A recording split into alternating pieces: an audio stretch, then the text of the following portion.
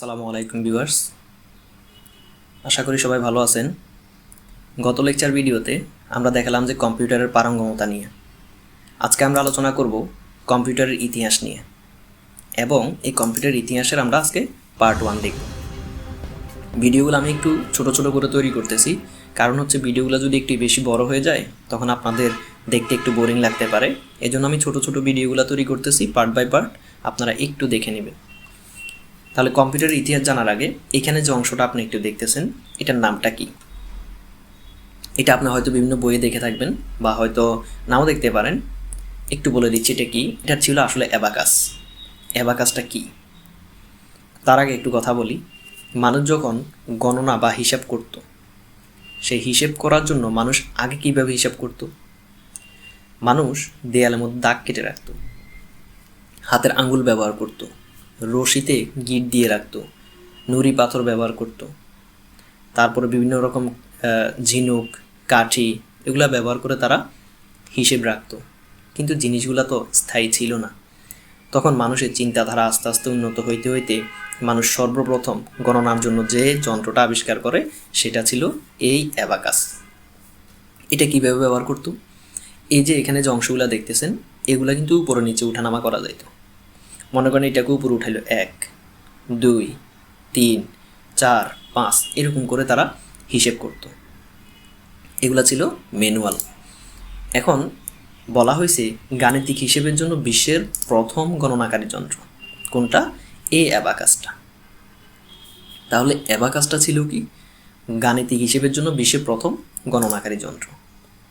এটি চালু হয় ব্যাবিলনে। এবং ব্যাবিলনটা কোথায় আসলে? ব্যাবিলনটা হচ্ছে আমাদের যে ইরাকে অবস্থিত। ব্যাবিলন শহরটা অবস্থিত হচ্ছে ইরাকে। এরপর বলা হয়েছে জাপানে অ্যাবাকাসের নাম, কারণ এই অ্যাবাকাসটা বিভিন্ন দেশে ব্যবহার করা হয়, চীন, জাপান, হ্যাঁ। তারপরে এখানে জাপানে যেটা, তার নাম ছিল সরোবান, এবং রাশিয়াতেও অ্যাবাকাসটা ব্যবহার হইতো, তবে তার নামটা ছিল স্কোসিয়া। তাহলে এখান থেকে কোশ্চান আসতে পারে, এই পুরো অংশ থেকে কোশ্চান যেটা আসবে সেটা হচ্ছে গাণিতিক হিসেবের জন্য বিশ্বের প্রথম গণনাকারী যন্ত্রের নাম কি, এবং জাপানে এটার নাম অথবা রাশিয়াতে এটার নাম কি। তবে এটা কোথায় অবস্থিত, ব্যাবিলন শহরটা, এটা নাও আসতে পারে। আপনি এটার সাথে রিলেটেড, এই জন্য আমি এটা একটু বলে দিলাম। তাহলে আমরা দেখলাম অ্যাবাকাসটা হচ্ছে প্রথম গণনাকারী যন্ত্র। এটা দিয়ে মানুষ হিসাব করত। এখন নেপিয়ার অস্থি। নেপিয়ার অস্থিটা কি? বলছে গণনার কাজকে সহজ করার জন্য গণিতবিদ জন নেপিয়ার লগারিদম পদ্ধতি আবিষ্কার করে। তাহলে গণনার কাজটাকে আরেকটু সহজ করার জন্য যেটা ব্যবহার হয় সেটার নাম হচ্ছে লগারিদম পদ্ধতি। এটা আবিষ্কার করে কে? জন নেপিয়ার। মূলত ওনার নাম অনুসারে এটার নাম দেওয়া হয়েছে নেপিয়ারের অস্থি। যন্ত্রটিতে মোট 9টি সারিতে গণিত সংখ্যা হারারিভাবে সাজানো হতো। প্যাসকালিন, এটা যাত্রাকাল শুরু হয় 1642-এর দিকে। সালগুলা একটু দেখে রাখবেন, আসতেও পারে নাও আসতে পারে, অত বেশি সালটা ইম্পর্টেন্ট না, তারপরে একটু দেখে রাখতে পারেন। আসলে কোশ্চেন কোথায় থেকে হয় বলা যায় না ঠিকভাবে। পৃথিবীর প্রথম ক্যালকুলেটর প্যাসকালিন। আবিষ্কারক কে ছিল? ব্লেইসি প্যাসকেল। ওনার নাম অনুসারে এটার নাম ছিল প্যাসকালিন। এখানে যে অংশটা দেখতেছেন, এটা একটা কার্ড। এই কার্ডটার নাম কি? এটার নাম ছিল পাঞ্চ কার্ড। আর এখানে যে অংশটা দেখতেছেন, এটা একটা যন্ত্র, অ্যানালগ কম্পিউটার, এবং এটার নাম ছিল ডিফারেন্স ইঞ্জিন। এটা আবিষ্কার করছে মূলত চার্লস ব্যাবেজ। এখন প্রথমে আমরা একটু আসি যে পাঞ্চ কার্ড, এটা যাত্রাকাল কত থেকে শুরু? 1750 সালের দিকে এই কার্ডের ব্যবহার শুরু হয়। এটার অন্য কিছু নাম আছে, যেমন IBM-Card, হোলেরিথ কার্ড। হোলেরিথ কার্ডটা আসছে মূলত আসলে যে আবিষ্কার করছে তার নাম অনুসারে। তাহলে এটার আবিষ্কারক কে ছিল? হারমান হোলেরিথ। পরবর্তীতে এটাকে হোলেরিথ কার্ডও বলা হইতো। এখন এটা কোথায় ব্যবহার করা হইতো? পোশাক শিল্পে এবং ইউনিট রেকর্ড যন্ত্রে তথ্য সংরক্ষণের জন্য এটা ব্যবহার করা হইতো। এবার আসেন অ্যানালগ কম্পিউটার বা ডিফারেন্স ইঞ্জিন, যেটা এই অংশটা, এটা আবিষ্কার করে কি? এটা আবিষ্কার হলেও চার্লস ব্যাবেজ। কত সালে? 1822 সালে। তবে তিনি কাজটি সম্পন্ন করতে পারেনি, কারণ উনি এটার সম্পূর্ণ নকশা তৈরি করছে, কিন্তু কাজটা পুরোপুরি সম্পন্ন করতে পারেনি। এটা সম্পন্ন করছে কি তাহলে?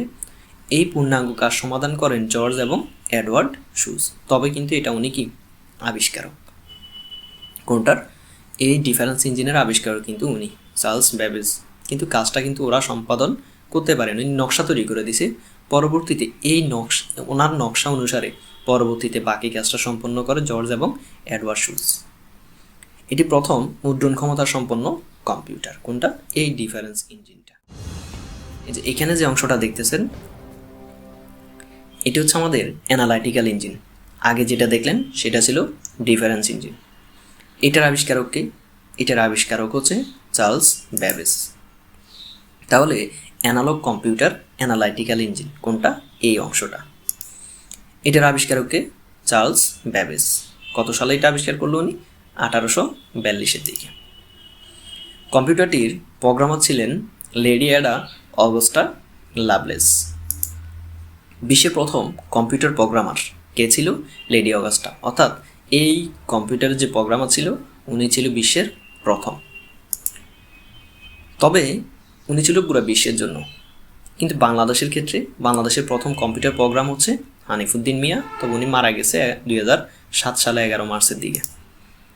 তাকে বাংলাদেশের প্রথম কম্পিউটার অপারেটর বলা হয়। কাকে? হানিফুদ্দিন মিয়াকে। কম্পিউটারের জনক চার্লস ব্যাবেজ, মাথায় রাখবেন। তবে আবিষ্কারক হচ্ছে কি? Howard icon. এই কোশ্চেনটা পরীক্ষা আসতে পারে। অনেকে আমরা কম্পিউটারের আবিষ্কারক জনক একসাথে দিয়ে দিই, মিক্স করে ফেলি। আমরা কম্পিউটারের জনক দেখি আর আবিষ্কারক দেখি, আমরা কিন্তু চার্লস ব্যাবেজটা দিয়ে দিই। তো একটু মাথায় রাখবেন, কম্পিউটারের জনক হচ্ছে চার্লস ব্যাবেজ এবং আবিষ্কারক হচ্ছে হাওয়ার্ড আইকেন। আধুনিক কম্পিউটারের জনক জন বন নিউম্যান। তবে কোনো কোনো বইতে দেখবেন আধুনিক কম্পিউটারের জনক জন বন নিউম্যান এবং অ্যালান টুরিং, দুইটাই কিন্তু অপশানে দেওয়া থাকে। তবে দুইটা একসাথে থাকলে আপনি নিউম্যানটা আগে দিবেন। যদি নিউম্যান না থাকে অ্যালান টুরিং থাকে, তাহলে আপনি আনসার দিবেন অ্যালান টুরিং। কোনো কোনো বইতে এই আধুনিক কম্পিউটারের জনক দেওয়া আছে জন বন নিউম্যান এবং অ্যালান টুরিং। তো ওই হিসেবে যদি দুইটা একসাথে থাকে আপনি প্রথমে দিবেন জন বন নিউম্যান। আর যদি স্পেসিফিক বলা থাকে কম্পিউটার সায়েন্সের জনকে, তাহলে অ্যালান টুরিং। প্রথম ইলেকট্রনিক কম্পিউটার বলা হয়েছে প্রথম ইলেকট্রনিক ডিজিটাল কম্পিউটার, এটা হচ্ছে মার্ক 1। কত সালে এটা হয়? 1930 সালের দিকে। প্রথম পূর্ণাঙ্গ বা সফল ইলেকট্রনিক কম্পিউটার হচ্ছে ইনিয়াক। ইনিয়াক মানে কি আসলে? ইনিয়াক মানে হচ্ছে electronic numerical integrator and computer. এই পুরাটার অংশটাকে আমরা একসাথে বলি ইনিয়াক। তাহলে এখান থেকে আমরা দেখেন আরেকটা কথা, বিশ্বের প্রথম বাণিজ্যিক ভিত্তিক ইলেকট্রনিক কম্পিউটার হচ্ছে ইউনিভ্যাক। তার মানে হচ্ছে ইউনিভ্যাক মানে হচ্ছে ইউনিভার্সাল অটোমেটিক কম্পিউটার। তাহলে যদি পরীক্ষায় কোশ্চেন আসে প্রথম ইলেকট্রনিক ডিজিটাল কম্পিউটার, সেটা হচ্ছে মার্ক 1। কিন্তু প্রথম ইলেকট্রনিক ডিজিটাল কম্পিউটার, তবে সেটার পূর্ণাঙ্গ বা সফল, এটা কিন্তু পূর্ণাঙ্গ ছিল না। যদি বলা হয় পূর্ণাঙ্গ, তাহলে আমরা দিব ইনিয়াক। তবে যদি বাণিজ্যিক ভিত্তিক কথা বলা থাকে, বিশ্বের প্রথম বাণিজ্যিক ভিত্তিক, তাহলে সেটা হচ্ছে ইউনিভ্যাক। তাহলে এগুলো একটু মাথায় রাখবেন। তাহলে প্রথম ইলেকট্রনিক ডিজিটাল কম্পিউটার হচ্ছে মার্ক 1। যদি বলা হয় পূর্ণাঙ্গ, তাহলে সেটা হচ্ছে ইনিয়াক। আর যদি বলা হয় বাণিজ্যিক ভিত্তিতে, সেটা হচ্ছে ইউনিভ্যাক। প্রথম প্রোগ্রাম বিশিষ্ট কম্পিউটার। আমরা জানি কম্পিউটার কিন্তু সবচেয়ে বোকা যন্ত্র। যদি এটা কেউ মনে করে থাকেন যে কম্পিউটারটা আসলে অনেক বুদ্ধিমান, সে নিজে নিজে অনেক কাজ করতে পারে, সে মানে ক্লান্তিহীনভাবে কাজ করতে পারে, আসলে এটা হচ্ছে সে করতে পারে, কিন্তু সেই কাজটা করে দেয় কে? একটা মানুষ সেটাকে তৈরি করে দিতে হবে, একটা প্রোগ্রাম তৈরি করে দিতে হবে, সে ওই প্রোগ্রাম অনুসারে কাজ করবে।